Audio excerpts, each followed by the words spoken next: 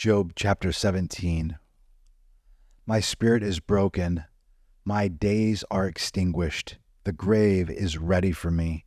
Surely mockers are with me, and my eye gazes on their provocation. Lay down now a pledge for me with yourself. Who is there that will be my guarantor? For you have kept their heart from understanding. Therefore you will not exalt them.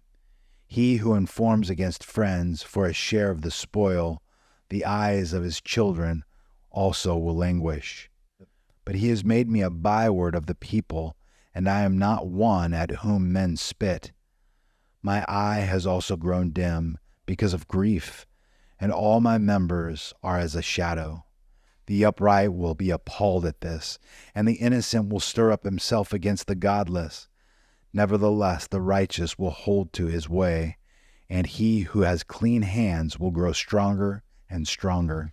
But come again, all of you now, for I do not find a wise man among you. My days are past, my plans are torn apart, even the wishes of my heart.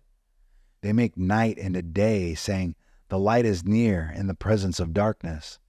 If I look for Sheol as a home, I make my bed in the darkness. If I call to the pit, you are my father, to the worm, my mother and my sister.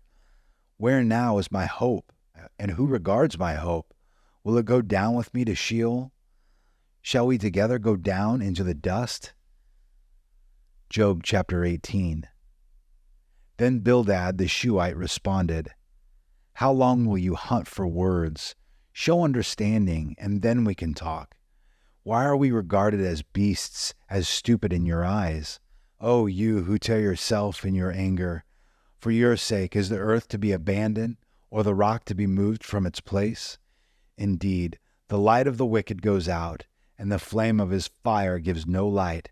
The light is his tent. The light in his tent is darkened, and the lamp goes out above him. The vigorous stride is shortened, and his own scheme brings him down.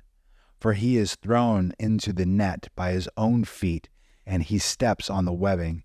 A snare seizes him by the heel, and a trap snaps shut on him.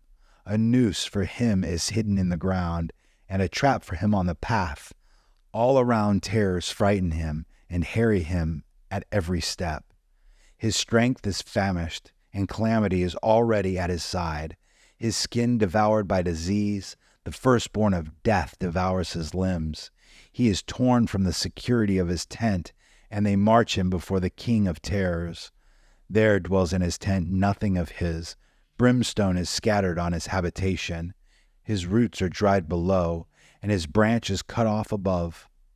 Memory of him perishes from the earth, and he has no name abroad. He is driven from light into darkness, and chased from the inhabited world. He has no offspring or posterity among his people, nor any survivors where he sojourned. Those in the west are appalled at his fate, and those in the east are seized with horror. Surely such are the dwellings of the wicked, and this is the place of him who does not know God. Job chapter 19. Then Job responded, How long will you torment me and crush me with words? These 10 times you have insulted me. You are not ashamed to wrong me. Even if I have truly erred, my error lodges with me. If indeed you vaunt yourselves against me to prove my disgrace to me, know then that God has wronged me and has closed his net around me. Behold, I cry violence, but I get no answer. I shout for help, but there is no justice. He has walled up my way so that I cannot pass, and he has put darkness on my paths. He has stripped my honor from me and removed the crown from my head. He breaks me down on every side, and I am gone, and he has uprooted my hope like a tree. He has also kindled his anger against me and considered me as his enemy. His troops come together and build up their way against me and camp around my tent.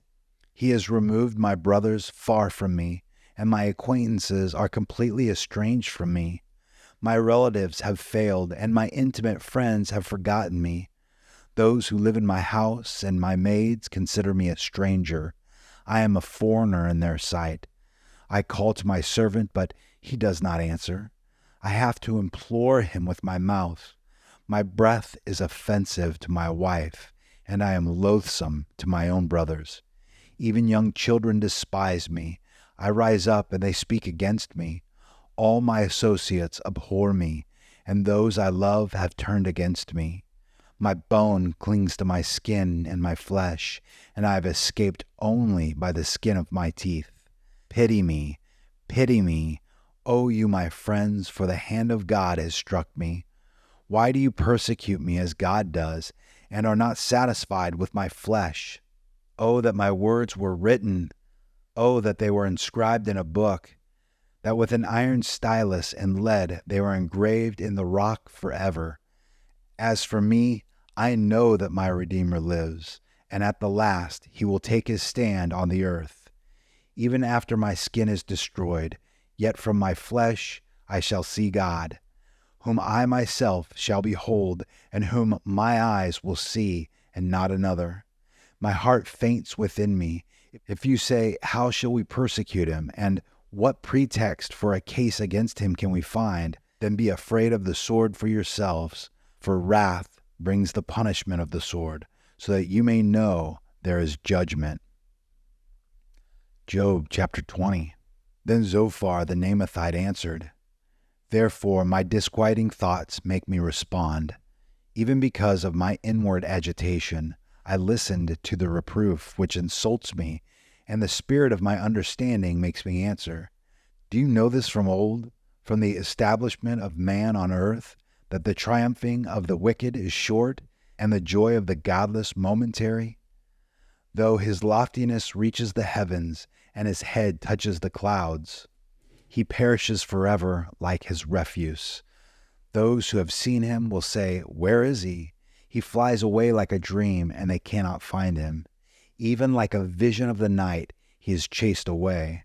The eye which saw him sees him no longer, and his place no longer beholds him. His sons favor the poor, and his hands give back his wealth.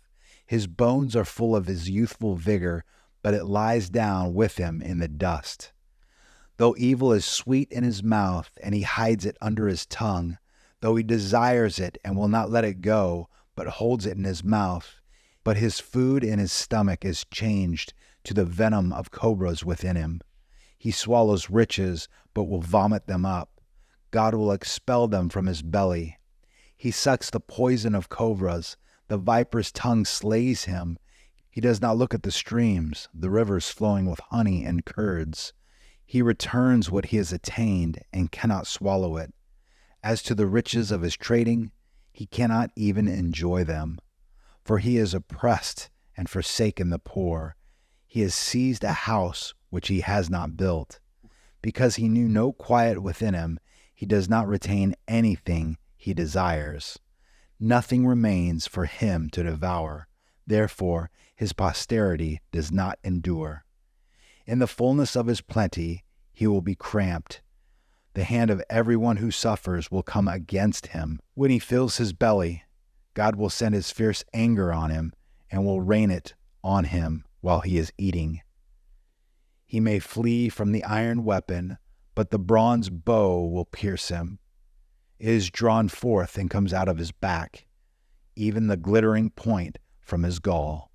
Terrors come upon him. Complete darkness is held in reserve for his treasures. An unfanned fire will devour him. It will consume the survivor in his tent. The heavens will reveal his iniquity, and the earth will rise up against him. The increase of his house will depart. His possessions will flow away in the day of his anger. This is the wicked man's portion from God, even the heritage decreed to him by God.